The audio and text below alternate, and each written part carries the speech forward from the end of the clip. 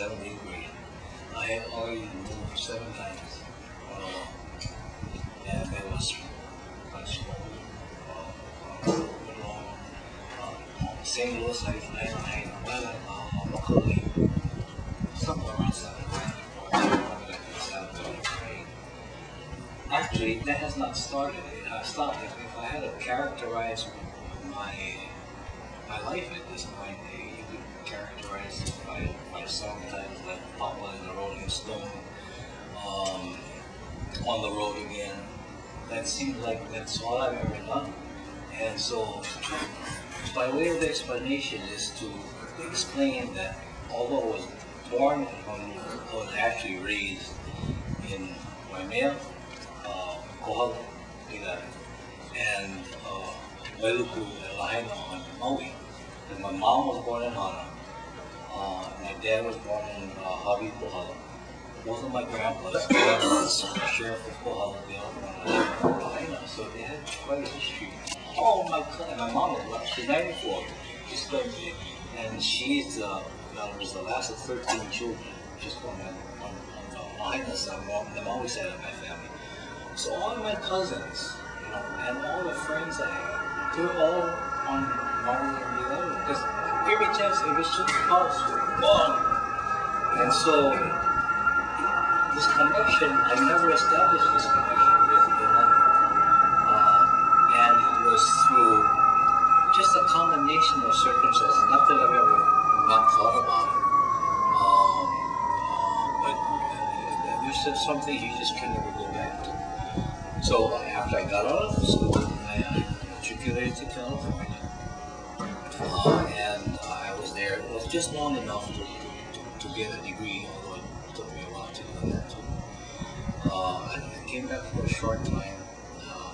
Then I also had the opportunity through my dad's work to go to Riyadh, Saudi Arabia, which I did 3 or 4 times in a 4-year period. I was in Beirut, Lebanon, one of the greatest cities in the world. I spent months and months in Europe. I got a U-Rail pass for $120. It was 6 months. You can go anywhere in Europe you wanted. So I went not to London at the time. I started in London, Madrid, Paris, Rome, Geneva, Amsterdam, Copenhagen, on and on and on. And so it just seemed as though that was my life. And I saw some terrible things in Riyadh. And I was so concerned about where this poor country of ours is heading. I saw a woman stoned to death for committing adultery. I saw a man, she had sawed off, and this is before they offer them. They offer you an anesthetic if you want now. Every Friday they pull all the prisoners out of prison, and the troops there. I mean, it is so hot. You would not believe how hot it is. I'm talking about maybe 145 out in the open desert. If you were walking, you're going to walk on the asphalt anywhere in that country, come right through your shoes until you get used to it.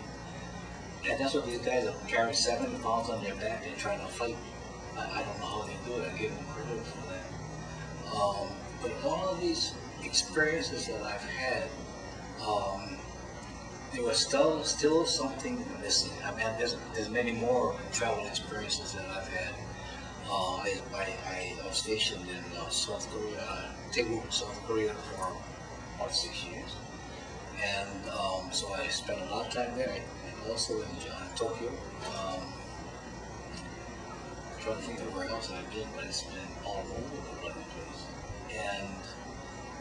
But there was always still something missing.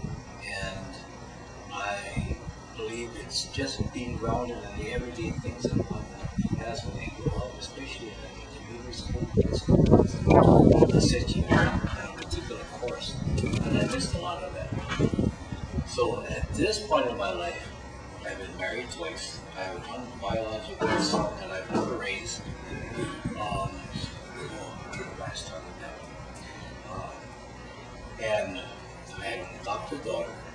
I have a lovely second wife, and between us, we've got 5 children, we've got 6 grandchildren, we've got just become great grandparents. Our oldest grandchild just passed the bar. She's going to begin practice in law in New York in, I guess, the next few months.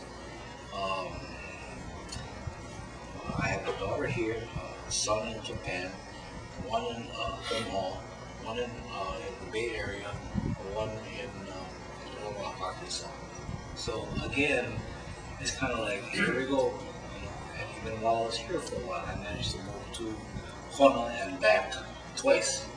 And then correspondingly, we decided to settle in Las Vegas, and we made kind of a project out of that. We started in Seattle and in Portland, and worked our way kind of across the country, all the way down to Florida, up to Omaha, Nebraska, where my wife is from.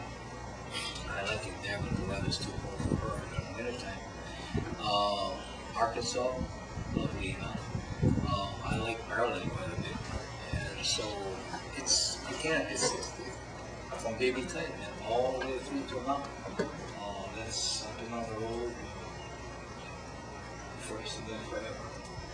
And while I believe we will, for the time being, anyway, settle in Las Vegas, you know, as I said, my roots really basically are the outer islands. And I believe I missed every prom that ever was here during my school years, and a bunch of other things that I wish I had done differently. I had been able to share in that.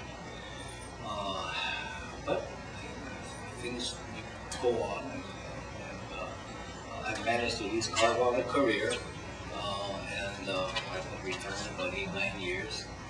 I was preaching to the guys that were here when I first came in. I advocate having annual physicals because it took me years to go to the doctor, and if it did, I got more surgeries than I can count on.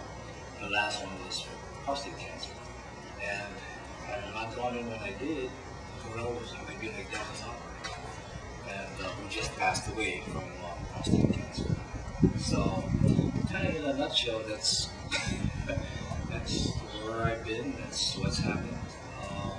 And I want to say something else. My being here this evening came as a result of a couple of things. More for one, no question about it. I just happened to be here the early part of the year trying to get our pitch here, I think he ready to sell. And I guess I was an email from Mo saying that Reed Tagalo was in hospice. Was he here from kindergarten time? Like a lot of maybe a year, I don't know how to say it really. But I went from like a 28 age to a 38 in 1 year. You guys may not remember all the family I went in. And some guy started bullying me. And of all things, Reed not that big. Reed was one of the guys who stuck up for me.